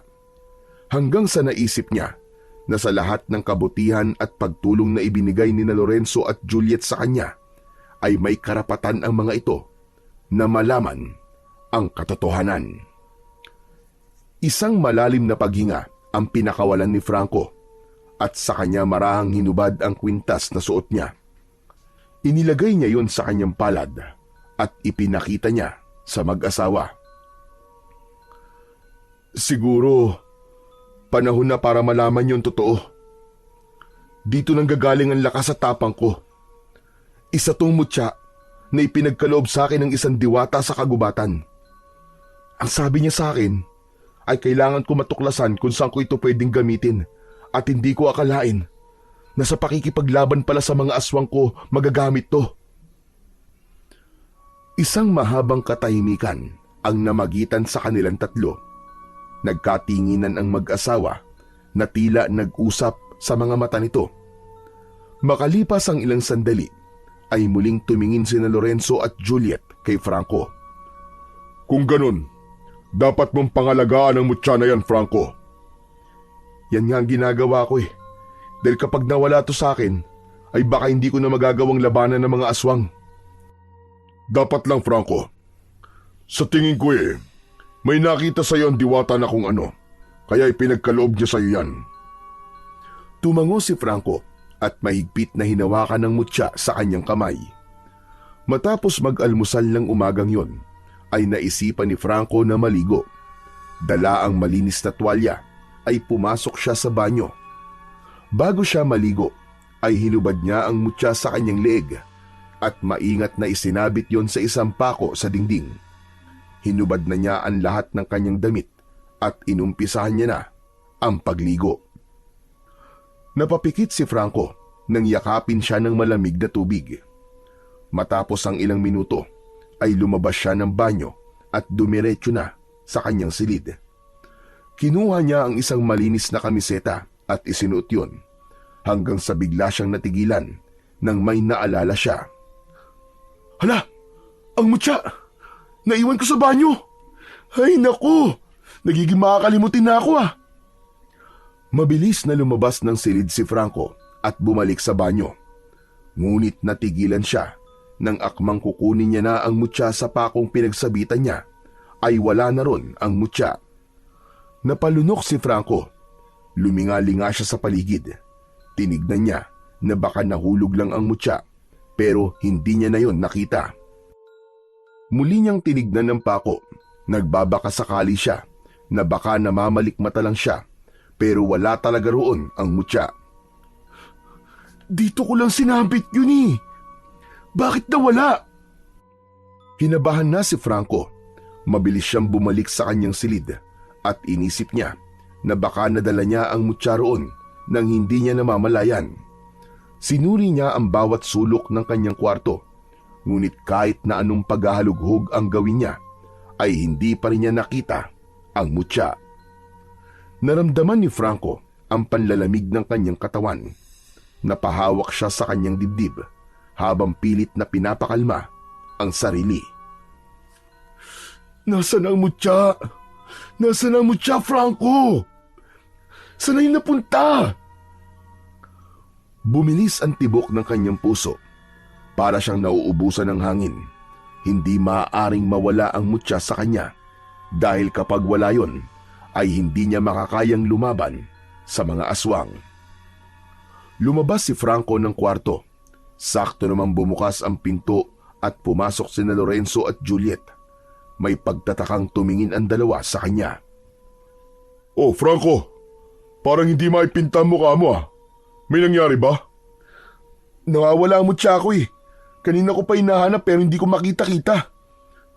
Pumasok ka ba sa banyo kanina? Nagkatinginan ang mag-asawa bago umiling si Juliet. Galing kami sa may kakahuyan. Naglakad-lakad lang sandali. Hindi pa kami pumapasok sa banyo. Doon ko lang kasi naiwan yun eh. Sa pagkakaalala ko, isinabit ko yun doon sa may pako bago ako naligo. Sigurado ka ba doon mo talaga naiwan? Baka akala mo lang yun, pero sa ibang lugar mo pala nilagay. Napaisip si Franco. Sinubukan niyang balikan ang mga nangyari kanina. Ang pagpasok sa banyo, ang paghuhubad ng mutya, at ang pagsabit niya nun sa dingding. Pero bigla siyang nagduda sa sarili. Baka nga mali ang naaalala niya. Napansin ni Juliet ang pag-aalalang bumabalot kay Franco. Huwag kang mag-alala, Franco. Tutulungan ka naming hanapin ang mutya. Alam namin kung gaano kahalaga yun sa'yo. Hindi yun pwedeng mawala, Aling Juliet. Hindi ako makakalaban sa mga aswang kung wala ang mutya. Paano ko ipagtatanggol ang mga tao? Natahimik sina Lorenzo at Juliet. Alam ni Franco na naiintindihan ng dalawa kung bakit ganun ang reaksyon niya ng sandaling yon. Panay ang dasal niya na sana ay mahanap niya kagad ang mutya bago pa dumilim.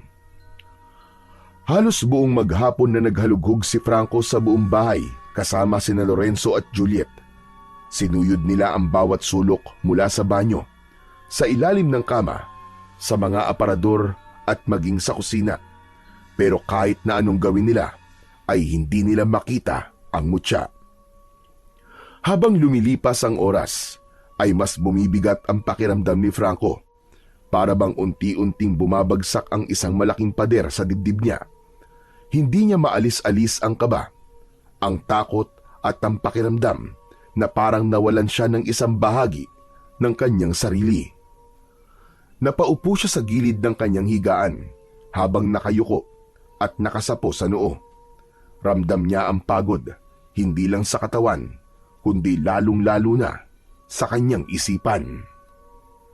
Naikuyom ni Franco ng mariin ang kanyang mga kamay. Ilang linggo pa lang ang nakakaraan nang matutunan niyang gamitin ang mutya para protektahan ng mga tao sa lugar na yon. Tapos sa isang iglap ay bigla na lang itong mawawala. Napaangat ng mukha si Franco nang marinig niya ang boses ni Lorenzo. Nakita niya na nasa bungad ito ng pinto ng kanyang kwarto habang nasa tabi nito si Juliet. Franco, baka bukas, mas maliwanag na ang isip mo. Baka maalala mo kung saan mo talaga naiwan ang mutya. Huwag mo masyadong dibdibin ang nangyari, Franco. Tutulungan ka pa rin namin na hanapin yon. Hindi nakasagot si Franco. Hindi niya kayang sabihin sa dalawa ang bigat ng kanyang iniisip ng sandaling yon. Wala na siyang nagawa kundi manatiling nakaupo habang pilit na inaalala kung saan ba niya talaga naiwan ang mutya. Isang madaling araw, nagising si Franco dahil sa sigawan at kaguluhan sa labas. Kinakabahan siyang bumangon. Kabisado na niya ang mga ganong ingay. Ibig sabihin ay sumasalakay na naman ang mga aswang. Ngunit nang lalabas na siya ng kwarto ay naalala niya na wala na nga pala sa kanya ang mutya. Biglang napahinto si Franco. Wala na sa akin ang mutya. Kaya ko pa rin bang makipaglaban sa mga aswang? Nang sandaling yon ay malaki ang naging duda ni Franco sa sarili niyang kakayahan. Sa gitna ng pag-iisip ay napapitlag si Franco nang marinig niya ang malakas na sigaw ng isang babae. Doon niya napagtanto na kahit wala siyang mutya ay kailangan niya pa ring lumabas dahil siya lamang ang inaasahan ng mga tao. Mabilis niyang kinuha ang itak na nasa ilalim ng kanyang kama at lumabas ng bahay. Pagdating sa labas, agad niyang nakita ang dalawang aswang na nasa gitna ng kalsada. Isa sa mga yon ang nilalapa ang isang dugo ang lalaki. Nang makita siya ng isa pang aswang ay napangisi ito. Nakita na rin siya ng isa pang aswang kaya binitiwan nito ang dugo ang lalaki at humarap sa kanya. Humigpit ang hawak ni Franco sa itak. Tumayo siya ng matatag at pinilit niyang itago ang takot na bumabalot sa kanya. Humalakhak ang isang aswang bago mabilis na sumugod kay Franco. Iniwasan niya ang matatalim nitong mga kuko at mabilis niya itong inundayan ng itak, pero dahil sa hindi na siya ganong kabilis gumalaw, ay naiwasan din yon ng aswang. Hanggang sa napasigaw siya nang maramdaman niya ang pagbaon ng mga kuko ng aswang sa kanyang tagiliran. Hindi pa man nakakabawi si Franco nang maramdaman naman niya na may humatak sa kanya mula sa likuran. Tumilapon siya pabagsak sa lupa at bago pa siya makabangon ay sinipa siya ng isang aswang sa dibdib. Halos malagot ang hininga ni Franco sa lakas ng sipa na yon. Sa pagkakataon na yon ay pinagtulungan na siya ng dalawang aswang kung saan-saan na siya kinagat at kinalmot ng mga ito. Nang tigilan ng mga aswang si Franco ay nanlalabo na ang kanyang paningin. Duguan na siya at halos hindi na niya maramdaman ang sariling katawan dahil sa dami ng kanyang sugat. Naglakad ang mga aswang papalapit kay Franco at tumayo sa gilid niya. Kung tignan siya ng mga yon, ay para siyang isang basura na walang silbi. Ano? Tapos na ba ang pagiging tagapagtanggol mo? Akala mo ba? Kaya mo pa kaming labanan? Kung makikita mo lamang ang sarili mo ngayon, mukha kang isang basing sisiw. Sinubukan ni Franco na gumalaw, pero bawat paggalaw niya ay naghahatid sa kanya ng matinding kirot. Nakakainsultong tinawanan si Franco ng dalawang aswang bago tumalikod ang mga yon at naglakad palayo. Iniwanan siya ng mga yon na nakahandusay sa lupa habang sugatan, duguan at halos hindi na makagalaw. Sa mga nakalipas na araw ay hindi na muna lumabas ng kwarto niya si Franco. Halos buong araw siyang nakahiga sa kama at nakatitig lamang sa kisame. Masakit pa rin ang katawan, lalo na ang mga sugat na natamo niya sa huling inkwento niya sa mga aswang. Ngunit higit pa sa pisikal na sakit, ang pinakamabigat niyang pasan ay ang pagkatalo niya. Isang umaga, bumukas ang pinto ng kanyang kwarto. Pumasok sina Lorenzo at Juliet, dala ang isang maliit na lalagyan ng gamot at malinis na tela. Lumapit si Juliet sa kanya at naupo sa gilid ng kama upang simulang linisin ang mga sugat niya. Samantala, nanatiling nakatayo si Lorenzo habang nakatingin sa kanya. Kumusta ang pakiramdam mo, Franco? Saglit na natahimik si Franco. Halos hindi niya napansin ang tanong ni Lorenzo at ang gusto niya ng sandaling yun ay ang mailabas kung ano ang nasa loob niya. Mukhang tama nga mga sinabi sa akin ni Garson. Wala akong magiging silbi kapag umalis ako sa bahay niya. Nagkatinginan sina Lorenzo at Juliet ng may halong pagtataka. Sino si Garson? Simula pagkabata, naging alalay ako ng isang matandang aswang. Si Garson. Hindi niya ako itinuring na pamilya. Isa lang akong alipin sa mata niya. Palagi niyang sinasabi sa akin na wala akong mararating at mamamatay ako na isa pa ring alipin. Kaya ako tumakas sa kanya. Ayoko manatili na lamang sa loob ng anino niya habang buhay. Gusto kong mabuhay ng malaya. Pero ngayon na wala na sa akin ng mutya, ay napagtanto ko na mukhang tama nga siya. Wala talaga akong silbi. Franco, huwag mong hayaang diktahan ka ng nakaraan mo kung sino ka ngayon. Hindi mo kailangan ng mutya para patunayan na may halaga ka. Salamat sa inyo, Mang Lorenzo, Aling Juliet. Sa lahat ng magagandang bagay na ginawa niyo para sa akin.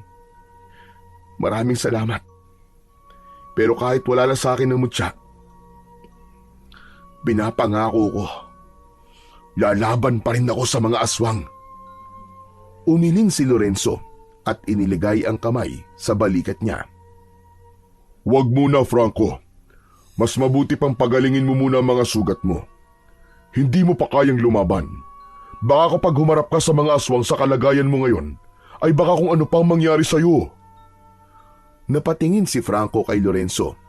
Alam niyang tama ito, pero tila hindi niya kayang maghintay na lang na gumaling ang mga sugat niya, habang ang mga aswang naman ay patuloy na naghahasik ng lagim at takot sa lugar na yon. Simula noon, pakiramdam ni Franco ay gabi-gabi siyang binabangungot. Halos gabi-gabi na rin kasing umaatake ang dalawang aswang. Tila ba alam ng mga yon na hindi niya na kayang lumaban, kaya naging malakas na ang loob ng mga yon na umatake ng mas madalas. At sa tuwing umaatake ang mga aswang, ay walang magawa si Franco. Nakahiga lang siya sa kama, nakatalukbong ng kumot at tinatakpan ng mga kamay ang kanyang tenga upang kahit paano ay mabawasan ang ingay na naririnig niya mula sa labas.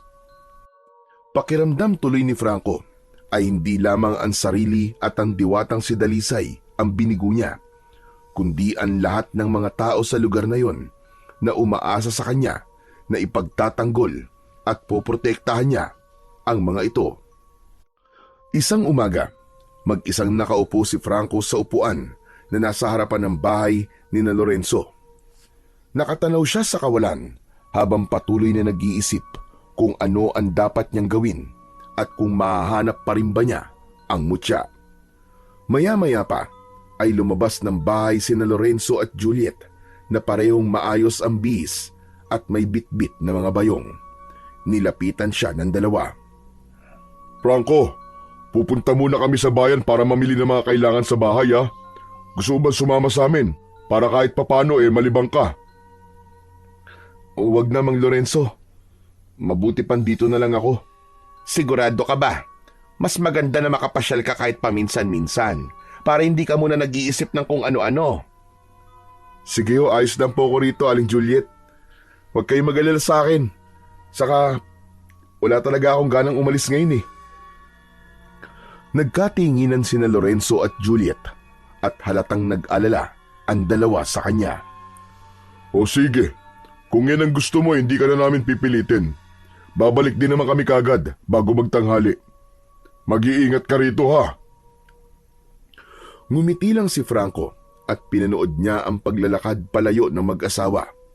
Habang nakatingin siya sa dalawa, ay naisip niya na sina Lorenzo at Juliet ang unang mga tao na naging mabuti sa kanya simula nang umalis siya sa bahay ni Garson. Ang dalawa ang tumanggap sa kanya nang walang hinihinging kapalit. May takot na lumukob kay Franco ng sandaling yon. Naisip niya na kailangan niyang mahanap na ang mutya dahil baka kapag dumating ang panahon na kailangan niyang iligtas sina Lorenzo at Juliet mula sa mga aswang, ay hindi niya yon magawa. Habang mag-isa si Franco sa bahay, ay nakaramdam siya ng matinding pagkainip. Hindi siya sanay na walang ginagawa, kaya naisipan niyang maglinis ng bahay kahit medyo sariwa pa ang kanyang mga sugat. Agad na kumilos si Franco. Sinimulan niyang maglinis sa sala. Nagwalis siya roon at naglampaso. Pinunasan niya rin ang mga gamit na medyo inaalikabok na. Sa kusina naman ay hinugasan niya ang mga pinggan at kaldero na nasa lababo. Sunod niyang pinuntahan ang kanyang kwarto. Tiniklop niya ang kanyang kumot. Inayos ang banig. Nang matapos siya doon, ay tinungo naman niya ang kwarto ni na Lorenzo at Juliet. Pagpasok ni Franco sa silid ni na Lorenzo at Juliet, ay nakita niya ang mga damit na nakapatong sa ibabaw ng papag. Hindi pa natitiklop ang mga yon, kaya inuna muna niyang ayusin ang mga damit bago siya maglinis doon. Matapos na magtiklop ng mga damit, ay isa-isa niyang inayos ang mga yon sa aparador. Habang inaayos ang mga damit sa loob, ay may kung anong kumikislap sa pinakagilid ng aparador. Napakunot ang noo ni Franco.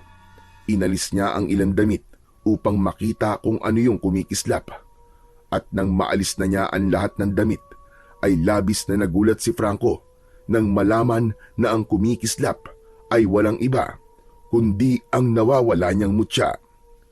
Nanginginig ang kamay na kinuha yun ni Franco at hindi siya makapaniwala na hawak na ulit niya ang mutyang ipinagkaloob sa kanya ni Dalisay. Pero, bakit nandito ang mutya ko? Paano napunta to dito? Ang kasiyahan ni Franco ng sandaling yon ay nahaluan ng pagdududa. Alam niya na sina Lorenzo at Juliet lamang ang makakasagot sa tanong niyang yon. Pagsapit ng tanghali, ay dumating na sina Lorenzo at Juliet mula sa bayan, dala ang ilang pinamili ng mga ito. Nang pumasok ang dalawa sa bahay, ay agad na tumayo si Franco at sinalubong ang mag-asawa. Napansin niya ang gulat sa mukha ni na Lorenzo at Juliet nang mapansin ng mga ito ang mutyang nakasabit muli sa kanyang leeg. Oh, Franco! Nakita mo na pala ang mutya. Oo, nakita ko na. Sa aparador nyo. Pero ang tanong, paano napunta ang mutya doon? Kayo ba ang kumuha at nagtago nito? Saglit na nagkatinginan sina Lorenzo at Juliet. Agad na umiling si Juliet. Aba, hindi. Hindi, Franco. Bakit naman namin gagawin yon? Juliet, mas mabuti pa na sabihin na natin kay Franco ang totoo. Tama ka, Franco. Kami nga ang kumuha at nagtago ng mutya mo. Napasinghap si Franco at hindi siya makapaniwala sa kanyang narinig. Pero, bakit?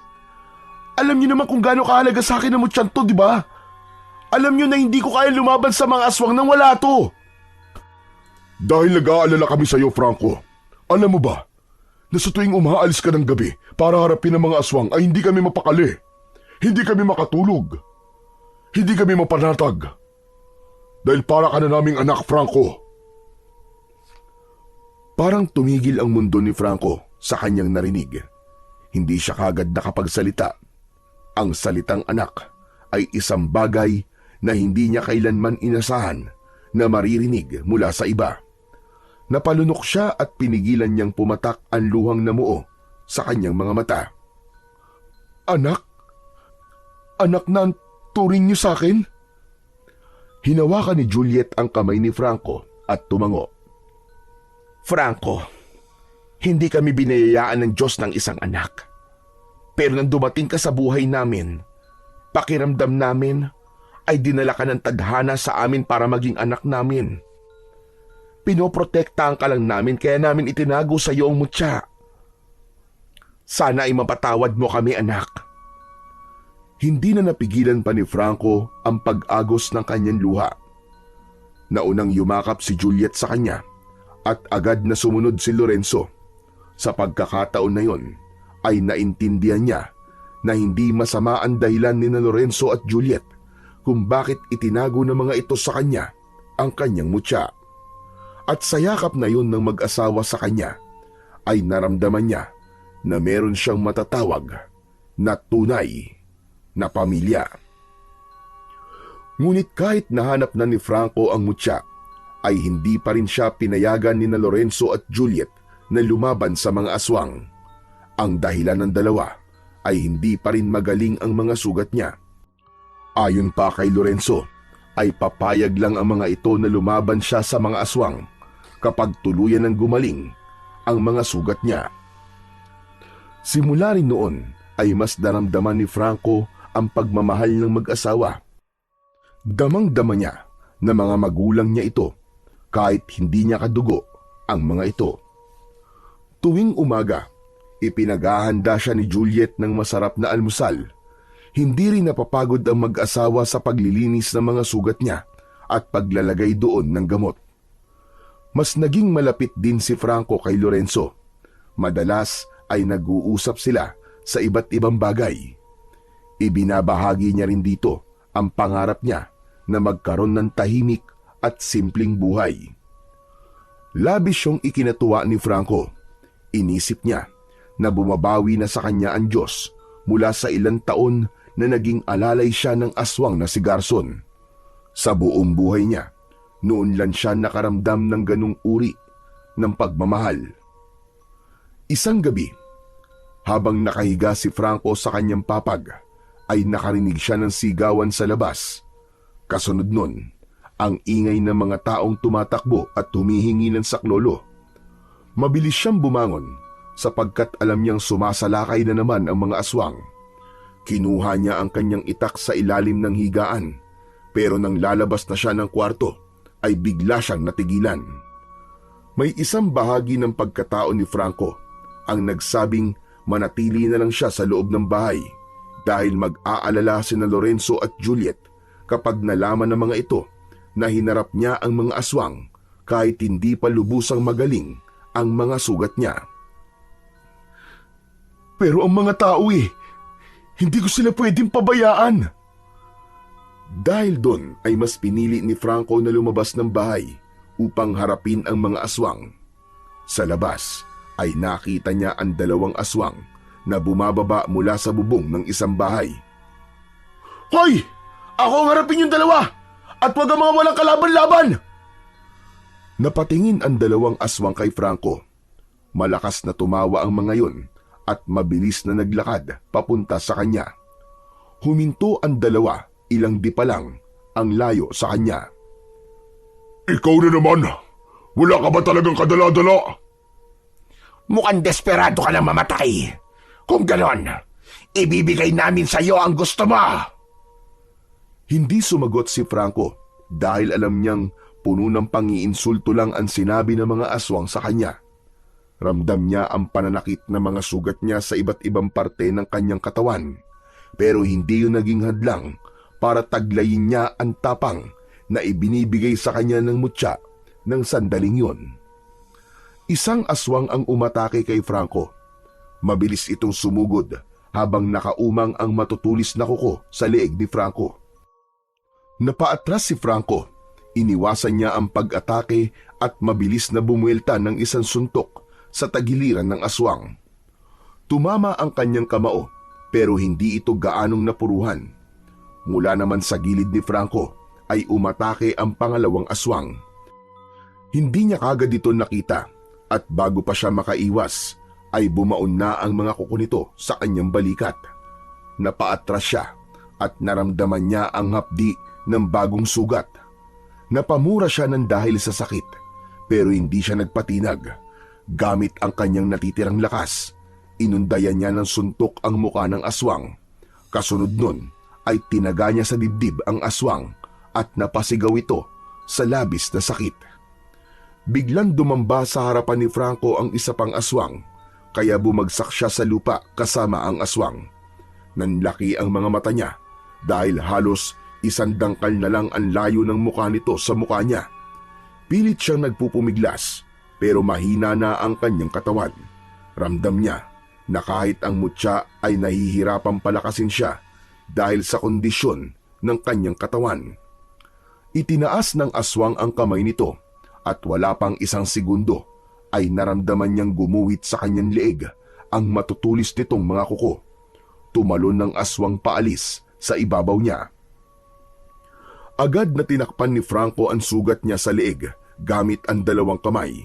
Kahit paano ay nagpasalamat siya na hindi gaanong malalim ang naging sugat niya roon dahil kung hindi ay talagang katapusan na niya. Pero ramdam niya ang hapdi ng sugat niya roon sa bawat paghinga niya. Muling lumapit ang isa sa mga aswang kay Franco at ngumisi ito. Pinilit ni Franco na abutin ng kanyang itak na nahulog ilang di pa lamang ang layo sa kanya, pero mabilis yung tinadyakan ng aswang papalayo.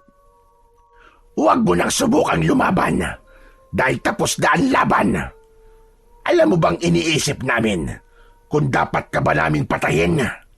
O baka mas magandang buhayin ka namin para makita mo kung paano namin ubusin ang mga tao sa lugar na ito. Hanggang sa isang malaking anino ang dumaan sa likuran ng aswang na nakatayo malapit kay Franco. Isa pang aswang ang dumating at hinila nito palayo ang isang aswang palayo kay Franco. Malakas nitong ibinalibag sa lupa ang aswang at agad nitong nilapa ang leeg ng aswang na yun. Nanlaki ang mata ni Franco nang makita ang isang bagong aswang. Mas malaki yun kesa sa 2 kalaban niya at tila mas mabangis. Balot ng may itim na balahibo ang katawan nito. Galit na nilapa ng bagong dating na aswang ang leeg ng aswang na kanina ay nakatayo sa tabi ni Franco. Hindi ito huminto hanggang sa tuluyan itong napatay ang aswang na yun. Napaatras ang isa pang aswang na gaya ni Franco ay nagulat din sa bilis ng pangyayari. Sa isang kisap mata ay biglang naglaho ang bagong dating na aswang at walang ideya si Franco kung saan yun nagpunta. Mabilis na lumapit ang natitirang aswang sa dugo ang katawan ng kasamahan nito. Lumuhod ito at niyakap ng mahigpit ang walang buhay na katawan ng aswang. Dahan-dahang nagbago ang anyo ng patay na aswang. Sa ilalim ng maputlang sinag ng buwan ay nanlaki ang mga mata ni Franco nang maging si Juliet, ang aswang na yon. Hindi nakagalaw si Franco. Para siyang itinulos sa kinatatayuan niya at hindi siya makapaniwala sa kanyang nakita. Napako ang kanyang tingin sa walang buhay na katawan ng babaeng nag-alaga sa kanya. Ang babaeng nagpakita sa kanya ng kabutihan at itinuring siyang totoong anak. Biglang tumingin ang isa pang aswang kay Franco habang nanlilisik ang mga mata. Tumayo ito habang nanginginig ang buong katawan dahil sa labis na galit. Mang Lorenzo! Mga aswang kayo? Tama ka, Franco. Mga aswang nga kami ng aking asawa. Gusto naming ipasa sa iyo ang aming lahi dahil wala kaming anak. Kaya ka namin inampon. Pero nang bumalik sa iyo ang mutya, ay nagbago na ang plano namin. Hindi ka na namin kailangan gawing isa sa amin. Mas mabuti pang mamatay ka na lang dahil hadlang ka sa mga plano namin sa lugar na ito. Kung ganun pala, lahat ng ipinakita niyo mabuti sa akin ay puro pagpapanggap lang. Nilinlang niyo ako! Mabilis na bumalik sa diwa ni Franco ang lahat ng nangyari. Simula sa kung paano siya tinanggap ni Lorenzo at Juliet at kung paano siya itinuring ng mga ito na parang pamilya. Isang malakas na sigaw ang pinakawalan ng aswang na si Lorenzo bago ito mabilis na tumakbo papunta kay Franco. Pero bago pa makalapit kay Franco si Lorenzo, ay biglang sumulpot sa harapan nito ang bagong dating na aswang. Gamit ang malaki nitong kamay ay sinakal nito si Lorenzo. Dahan-dahan itong inangat si Lorenzo sa lupa habang hawak sa leeg. Nakatalikod sa gawin ni Franco ang aswang na yon, kaya hindi niya makita ang itsura nito. Nagpumiglas si Lorenzo. Pilit itong kumakawala sa pagkakasakal ng isa pang aswang. Bitiwan mo ko! Bakit ka ba nakikialam dito? Hindi ko nahahayaan saktan mo pa ulit ang anak ko. Anak? Natigilan si Franco sa narinig mula sa aswang na yon. Nanlamig ang buong katawan niya at hindi niya alam kung ano ang kanyang iisipin. At bago pa siya makapag-isip, ay dinurog na ng aswang ang leeg ni Lorenzo gamit lamang ang isa nitong kamay. Binitiwan ng aswang si Lorenzo at nang bumagsak sa lupa ang katawan nito, ay wala na itong buhay gaya ni Juliet. Matapos yun, ay marahang humarap ang aswang kay Franco at naglakad ito palapit sa kanya. Sa bawat takbang ng aswang ay unti-unting nagbabago ang anyo nito hanggang sa tuluyan na yung naging tao at mas lalong nagulat si Franco nang malaman na ang aswang na tumulong sa kanya ay walang iba kundi ang dati niyang amo na si Garson. Huminto si Garson sa harapan ni Franco habang si Franco naman ay nanlalaki pa rin ang mga mata at hindi pa rin makapaniwala. Panahon na para malaman mo ang totoo. Tama ang narinig mo kanina. Anak kita. At ako ang totoo mong ama. Anak mo? Hindi. Paano nangyari yun? Anak kita sa isang tao, Franco. Kaya hindi ganap ang pagiging aswang mo. At wala akong balak na gawin kang kagaya ko. Sanggol ka pa lang, ay ayaw na sa'yo ng nanay mo. At balak kanyang patayin. Kaya kinuha kita sa kanya. At ako na ang mag-isang nagpalaki sa'yo. Pero, kung anak mo ko, bakit ginawa mo akong alalay? Bakit ginawa mo akong alipin? Bakit ginawa mong alipin ang sarili mong anak? Patawarin mo ko, Franco. Natakot ako. Nakamuhian mo ko kung malalaman mong isang aswang ang tatay mo. At ginawa ko rin yun dahil alam kong darating ang panahon na nanaisin mong umalis at iwan ako. Gusto kong maging handa ka sa hirap na kakaharapin mo sa mundo ng mga tao. Hindi agad nakasagot si Franco. Pilit niyang ininawa ang lahat ng mga sinabi ni Garson.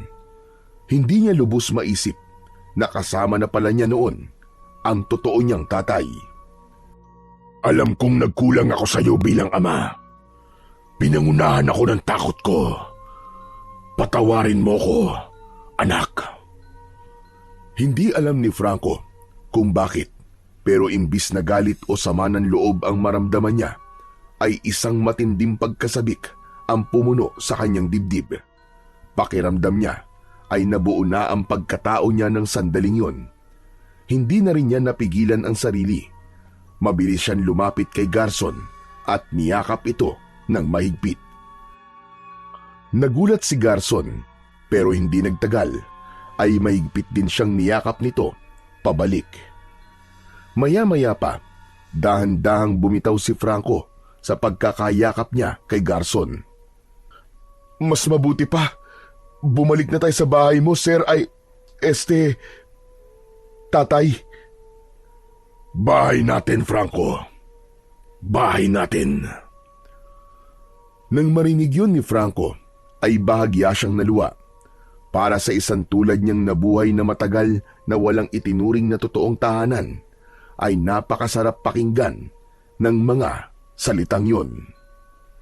Isang matamis na ngiti ang sumilay sa labi ni Franco at matapos yun ay magkasama na silang naglakad ni Garson pabalik sa bahay na ngayon ay matatawag niyang isang tahanan.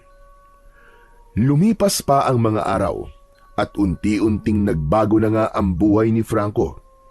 Kahit silang dalawa lang ni Garson sa bahay nila, ay naging masaya pa rin sila. Kung alam ko lang na matatanggap mo ko kahit isa akong aswang, ay hindi ko na sana ipinagkait sa iyo ang katotohanan, anak. Tay, hindi pa naman po huli ang lahat para bumawi kay sa akin. Sa kabila ng lahat, hindi hinadlangan ni Garson ang pangarap ni Franco na mabuhay ng normal. Hinayaan siya nitong makapag-aral at makihalubilo sa ibang tao. Pero sa dulo ng bawat araw, palaging bumabalik si Franco sa kanilang tahanan sa kagubatan. Samantala, ang mutyang ibinigay sa kanya ng diwata ay patuloy niyang inalagaan. Hindi niya ito itinuring bilang isang simpleng anting-anting lamang, kundi isang simbolo ng kanyang tungkulin. Sa kabila ng kanyang payapang buhay, alam niyang marami pang panganib sa mundo. Alam niyang marami pa siyang kailangang matutunan at marami pang pagsubok ang darating. Araw-araw, patuloy si Franco sa pagsasanay sa tulong ni Garson, hindi lamang para lumakas, kundi para matuto kung paano gamitin ng tama ang kapangyarihan ng mutya. Natuto siya na hindi sapat ang lakas lamang upang maging isang tunay na mandirigma, dahil higit sa lahat, kailangan din ng puso. Dahil kahit gaano man siya kalakas, kung wala siyang mabuting dahilan para ipaglaban ng iba, ay wala ring halaga ang mutya at ang lakas na meron siya.